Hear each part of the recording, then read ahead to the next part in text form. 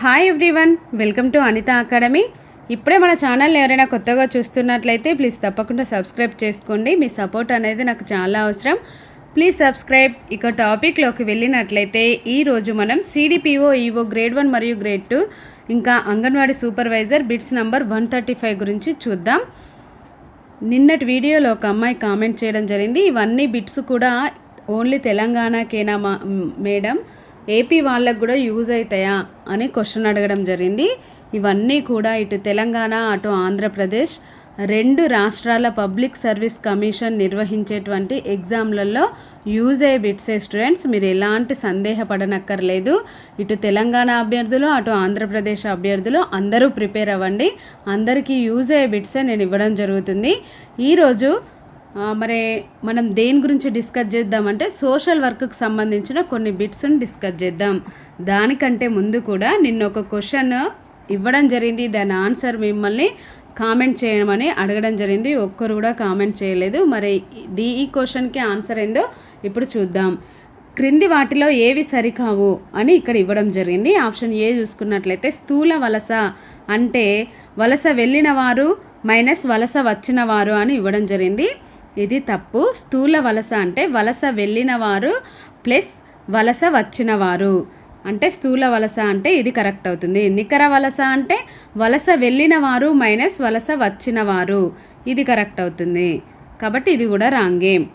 రెండు తప్పే ఇవ్వడం జరిగింది. ఇక్కడ ఏవి సరికావు అని అడగడం జరిగింది. కాబట్టి మరి ఈ క్వశ్చన్ కరెక్ట్ ఆన్సర్ ఏదవుతుంది?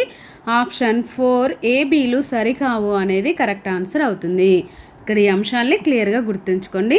ఇక ఈరోజు క్వశ్చన్లు మనం చూసినట్లయితే సోషల్ వర్క్కి సంబంధించింది. ఫస్ట్ క్వశ్చన్, వరద బాధితుల సహాయం దీని కిందికి వస్తుంది అని అడగడం జరిగింది. దేని కిందికి రావడం జరుగుతుంది? వరద బాధితులకు చేసేటువంటి సహాయం సోషల్ వర్కా, సోషల్ సర్వీసా, సోషల్ యాక్షనా అని ఇవ్వడం జరిగింది. ఈ వరద బాధితులకు సహాయం చేసేది సోషల్ సర్వీస్ కిందికి రావడం జరుగుతుంది. మరి బీకి సంబంధించి ఇక్కడ ఆప్షన్లలో ఎక్కడ ఉంది? ఆప్షన్ 4లో బి మాత్రమే సరైనది అనేది ఇవ్వడం జరిగింది. మరి ఈ క్వశ్చన్కి కరెక్ట్ ఆన్సర్ ఆప్షన్ 4 అనేది కరెక్ట్ అవుతుంది. నెక్స్ట్ క్వశ్చన్, బలహీన వర్గాలకు ప్రభుత్వం చేయు సేవలను ఏమంటారు అని అడగడం జరిగింది. ఇక్కడ కూడా కొన్ని ఆప్షన్స్ ఇవ్వడం జరిగింది. Social work, welfare, social welfare service, social service అని ఇవ్వడం జరిగింది. మరి బలహీన వర్గాలకు ప్రభుత్వం చేయి సేవలను సోషల్ వెల్ఫేర్ సర్వీస్ అంటాం. మరి బీకి సంబంధించి ఆప్షన్లలో ఏముంది? బి మాత్రమే సరైనది అని ఆప్షన్ 4కు ఉంది. కాబట్టి ఈ క్వశ్చన్కి కరెక్ట్ ఆన్సర్ ఆప్షన్ 4 అవుతుంది. నెక్స్ట్ క్వశ్చన్, నాబార్డుతో సంబంధం ఉన్నది ఏంటిది అని అడగడం జరిగింది. ఇక్కడ కొన్ని ఆప్షన్స్ ఇవ్వడం జరిగింది. మరి నాబార్డుతో సంబంధం ఉంది వ్యవసాయం మరియు గ్రామీణాభివృద్ధి. కాబట్టి ఈ క్వశ్చన్కి కరెక్ట్ ఆన్సర్ ఏదవుతుంది? ఆప్షన్ బి అనేది కరెక్ట్ ఆన్సర్ అవుతుంది. నెక్స్ట్ క్వశ్చన్, మానసిక సమస్యలు పరిష్కరించు క్లినిక్లో రికార్డు తయారు చేయడం ఎవరి బాధ్యత అని ఇవ్వడం జరిగింది. ఇక్కడ psychiatrist, psychologist, psychiatric, social worker అని ఇవ్వడం జరిగింది. ఈ మానసిక సమస్యలు పరిష్కరించు క్లినిక్లో రికార్డు చేసేది సైకియాట్రిక్, సోషల్ వర్కర్. కాబట్టి ఆప్షన్ సి అనేది ఈ క్వశ్చన్కి కరెక్ట్ ఆన్సర్ అవుతుంది. Next question, medical social work టీంలో గల సభ్యులు ఎవరెవరు అని అడగడం జరిగింది.